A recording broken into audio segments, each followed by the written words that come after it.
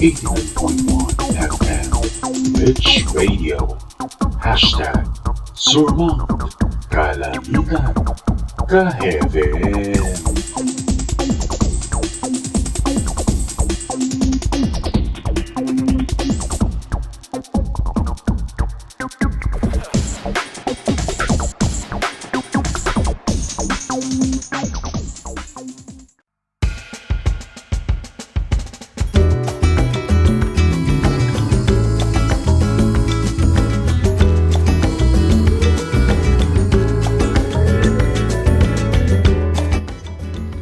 Hello everyone! Mapayapa at malusog na buhay sa ating lahat. A good day to all senior high school learners of Kalangitan High School, and welcome to another virtual learning session. I'm your Sir Mil Santos, broadcasting via our own radio station, 89.1 Rich Radio, hashtag Surmount Kalangitan Ka-Heaven. Just a reminder mga Ka-Heaven to enrich our learning experience and to serve as a reference for review of this learning session. A recorded video of the same episode can also be accessed through our social media platform pages on YouTube or Facebook. So you can pause, rewind, and go at your own pace in learning about the contents of this study session. So mga Ka-Heaven, I hope you are all ready for another study session right at the comforts of our homes, as together we will embark on another learning journey in empowerment technologies.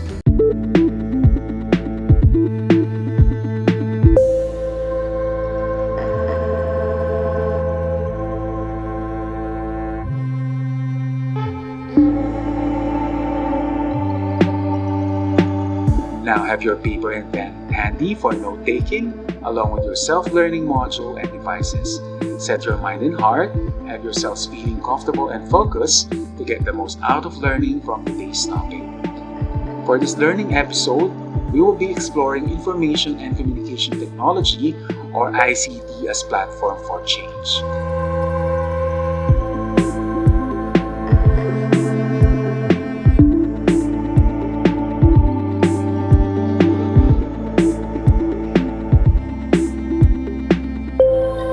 Before we proceed, let's keep in mind our learning goals for this study session.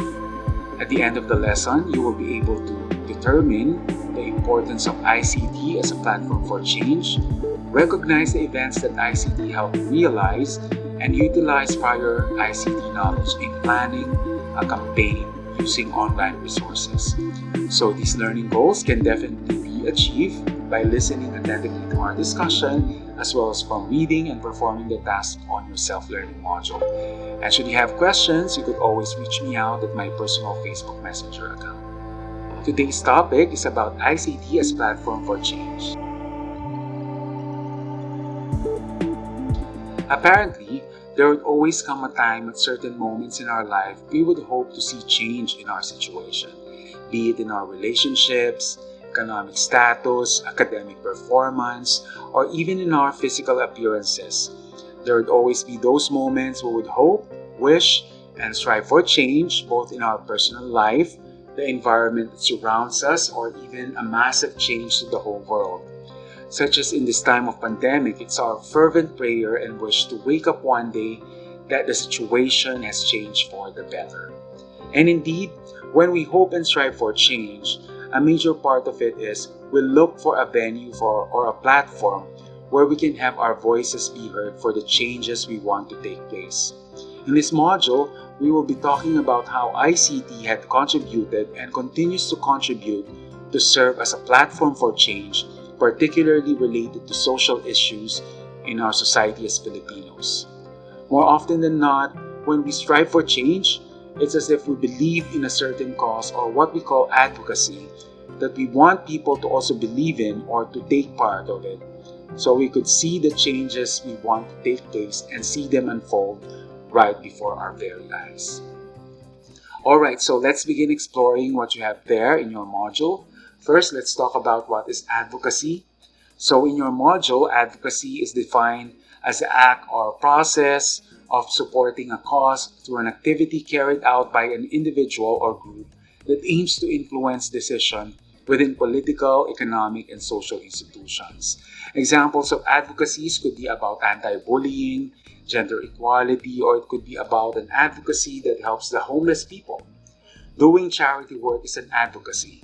Doing an effort to make an appeal to people to recycle and take care of the environment is an advocacy. Involving yourself in relief operation during times of disaster could be the advocacy or the cause you can support. Or any cause that calls for support can be considered an advocacy.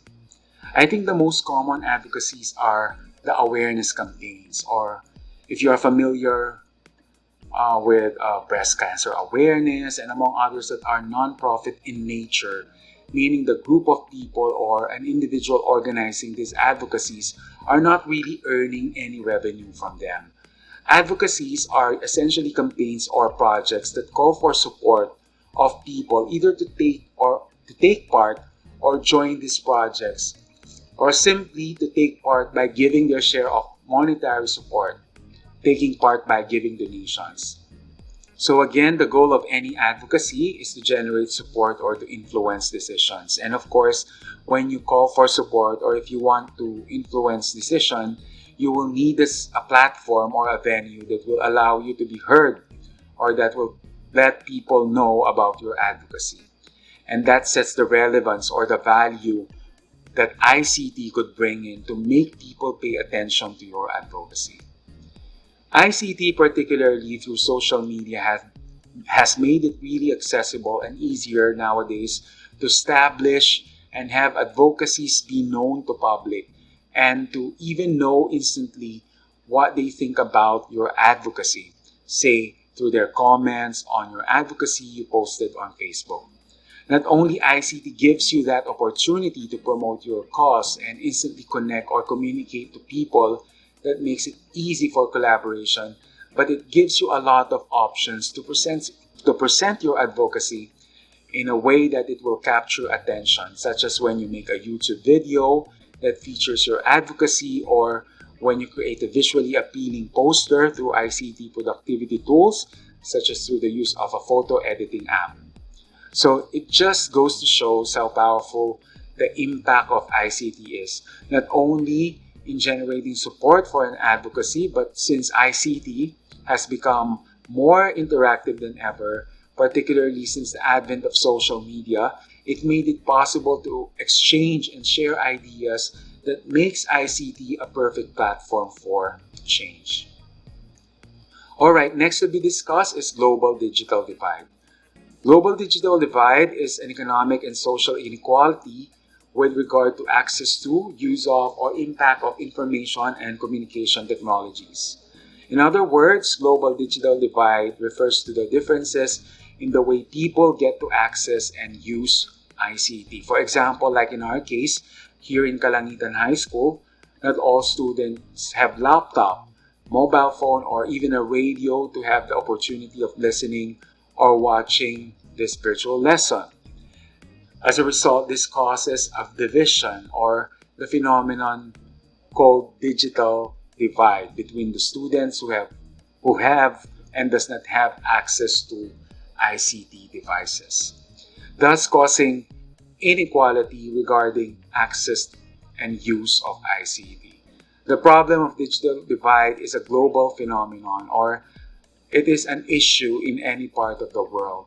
The causes of global digital divide differ by nation, region, and demographic factors such as income. Okay, so now let's take a look at the role of ICT in the recent history of the Philippines. Throughout recent history, the Philippines have been one of the few nations that demonstrated unity for a call to action or social change. So on this part of your module, we will be looking at the recent historical milestone about the campaigns for social change that would have not been successful if it were not for ICT. First is EDSA People Power Revolution. EDSA People Power Revolution is a major protest that took place along EDSA from February 22 to 25, 1986, involving 2 million Filipinos from different sectors. The traditional media of radio as communication technology at the time was the platform harnessed on this one of the most historical events in our country that reached a wide audience for its call to help end the regime of former President Ferdinand Marcos. It was Cardinal Sin who was in the forefront of this call of revolution through the radio station Radio Veritas, which brought a massive impact and change in the course of history. Next is EDSA DOS. EDSA DOS is also known as 2001 EDSA Revolution, which happened from January 17 to 21, 2001. It was fueled after 11 prosecutors of the then President Joseph Estrada walked out of the impeachment trial. It was through the use of cell phones, which were still mostly analog at the time, by text brigades that led the people in EDSA grew over the course of a few days. Recent storms in the Philippines gave birth to the People Finder database powered by Google. During Typhoon Yolanda, the website app People Finder was a vital tool for people across the globe to track the situation of their relatives. This proved to be successful and is now adopted by more organizations to help people track relatives during calamities. Million People March is a series of protests that mainly took place in Luneta Park from August 22 to 26, 2013. There were several demonstrations that happened around the key cities in the Philippines and some locations overseas. It was to condemn the misuse of the Priority Development Assistance Fund, or PDAF. Though dubbed as the Million People March, the number of total attendees was only around 400,000. The organizers and promoters of the protest used Facebook and Change.org as their medium.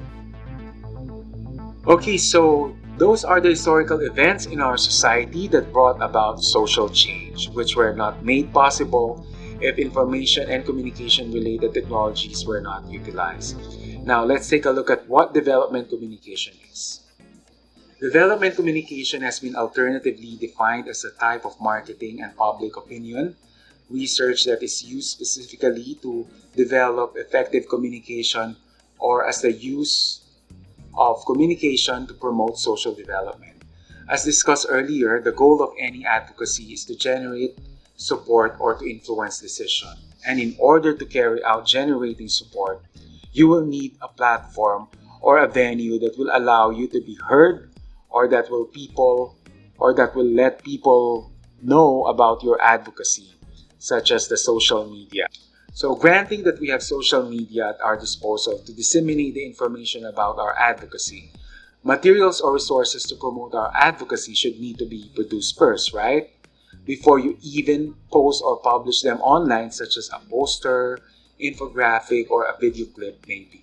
This is the very heart of development communication. It is essentially about creating various promotional resources or materials to effectively disseminate the intended information you want the public to know.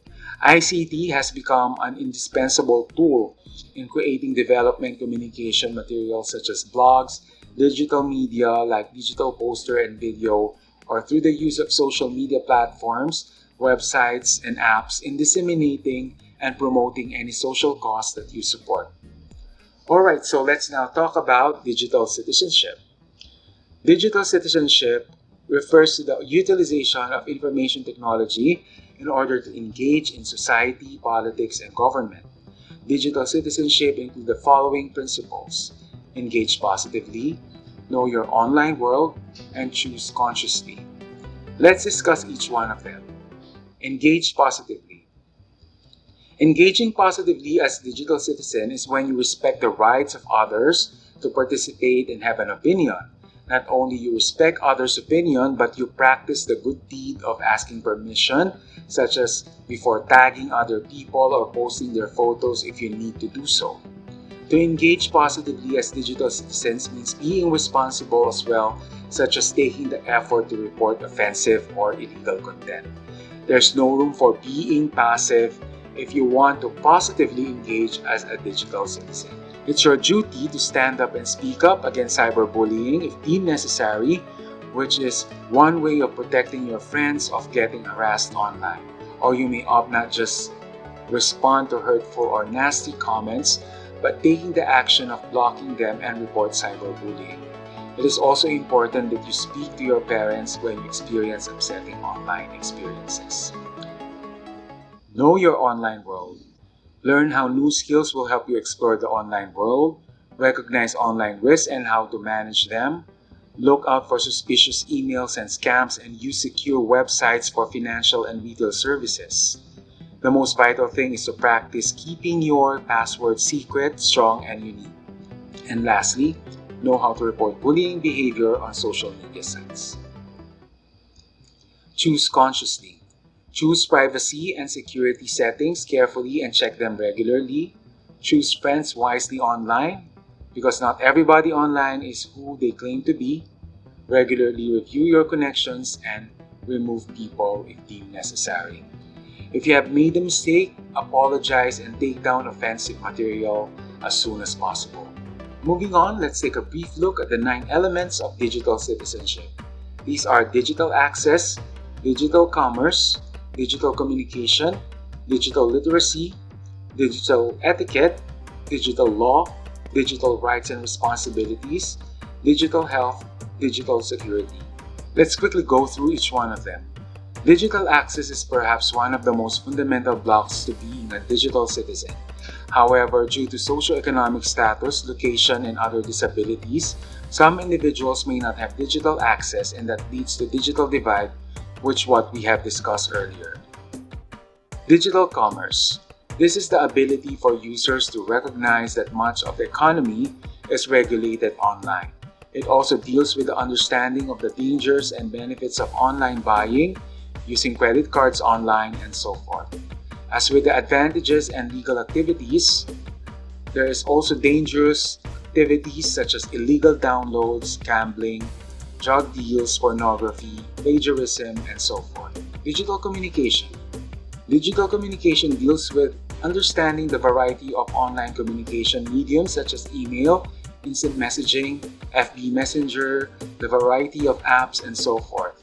And of course, there is a standard of etiquette associated with each medium, which essentially follows the netiquette we have discussed on our previous modules.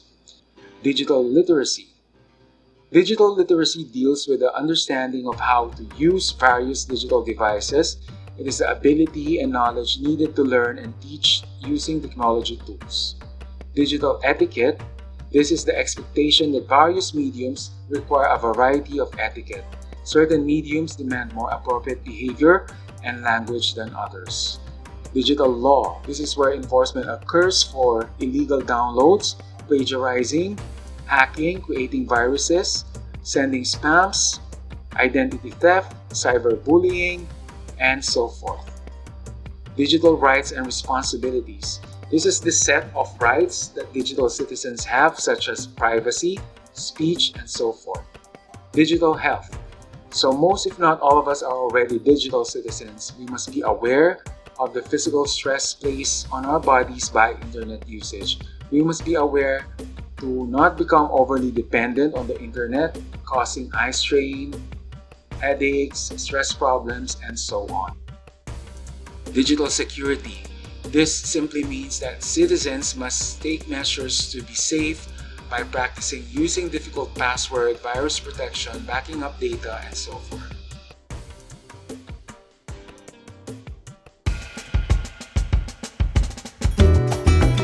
Alright, so that ends our study session for today. Again, a recorded video of the same episode can also be accessed through our social media platform pages on YouTube or Facebook. So you can pause, rewind, and go at your own pace in reviewing the contents of this study session. Thank you for tuning in with me here in 89.1 Rich Radio, #Surmount Kalangitan, Ka-Heaven.